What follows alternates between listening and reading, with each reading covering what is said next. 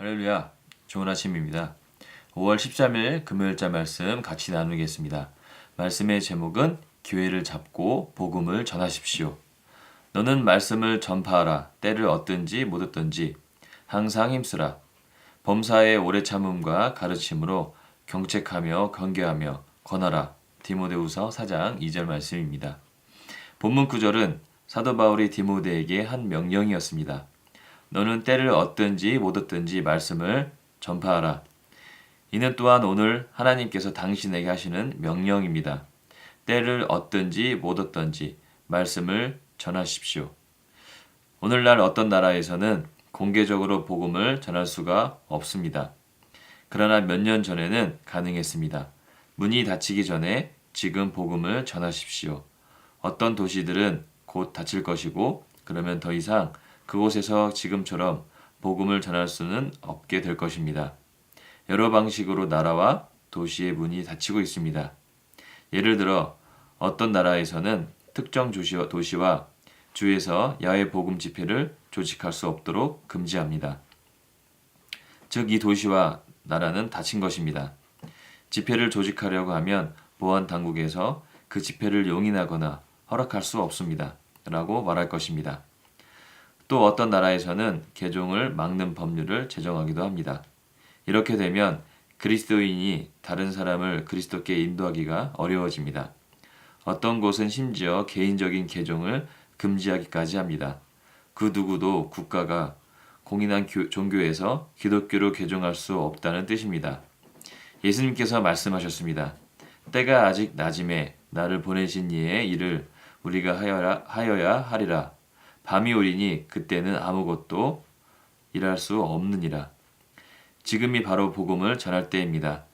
하나님의 영이 지금 당신에게 영혼구원 활동을 조직할 비전을 주시고 인도하십니다.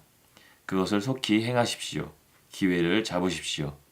기다리다가는 너무 늦어버릴지도 모릅니다.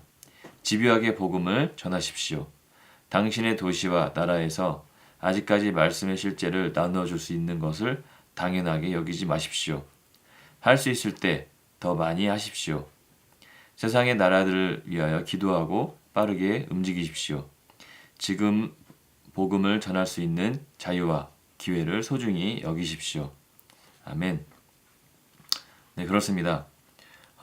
대한민국이라는 나라에 살고 있기 때문에 모든 것이 자유롭고 모든 것이 개방적이며 모든 것이 열려 있습니다. 하나님께서 인간에게 주신 인생이라는 기회는 긴 것 같지만 또한 짧습니다. 그 안에서 하나님께서 우리에게 주신 분명한 삶의 목표와 목적과 그 이유를 주셨습니다. 고린도후서 5장 17절 말씀에 이렇게 말씀하고 있습니다. 그런즉 누구든지 그리스도 안에 있으면 새로운 피조물이라. 이전 것은 지나갔으니 보라 새 것이 되었도다.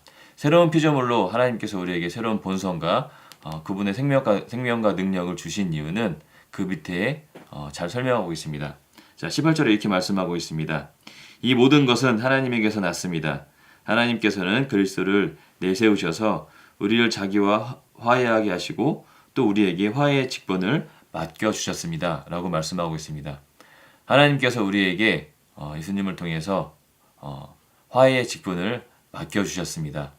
우리는 믿지 않는 자들에게 그들을 위해서 예수님의 피값이 치러진 그들에게 복음을 전하고 그들이 잃어버린 양으로 영원히 살지 않고 아버지의 품으로 돌아올 수 있도록 화해의 직분을 우리가 감당해야 될 것입니다.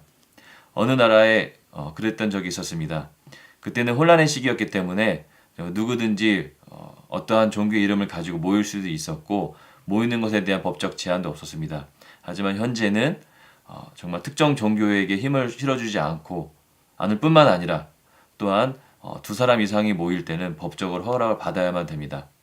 또 그렇지 않을 경우에는 추방을 당하거나 혹은 감옥에 가는 일이 법적으로 제정된 것을 알고 있습니다. 네, 그렇습니다. 어느 때건지 간에 복음을 편만하게 전할 때가 있습니다. 그 기회의 때가 있습니다. 그 기회를 놓치지 않고 정말 나라를 위해서 기도하고 그 나라의 복음의 문이 닫히지 않도록 바른 때에 성령의 인도를 잘 받아서 우리가 해야 될 몫을 감당해야 될 것입니다.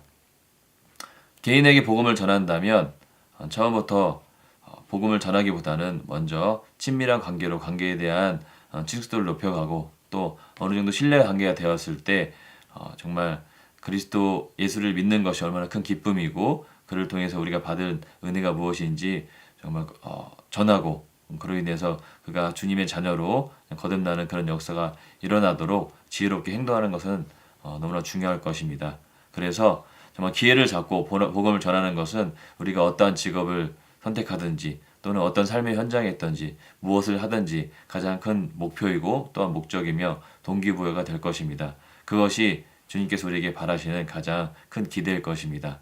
우리가 다 믿고 아는 것처럼 이 기회를 절대 놓치지 않고 삶의 목표를 잃어버리지 않는 것이 정말 지혜로운 삶이고 그리스도인이 가져야 될 가장 큰 대사명일 것입니다. 기도하고 마치겠습니다.